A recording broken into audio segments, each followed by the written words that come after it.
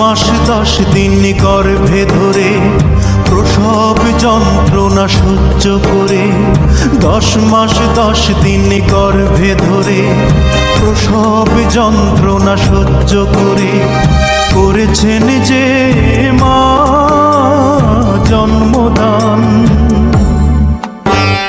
ঘুম পাড়ানি গান শুনিয়ে বুকের রক্ত দুধ বানিয়ে, ঘুম পাড়ানি গান শুনিয়ে বুকের রক্ত দুধ বানিয়ে করিয়েছেন যে মা দুগ্ধ পান। যে মা ছিল বাড়ির রানী, সে মা হলো কেন চাকরানী? কোন পাষণ্ড করেছে কাজ, হায় আমি কি দেখছি।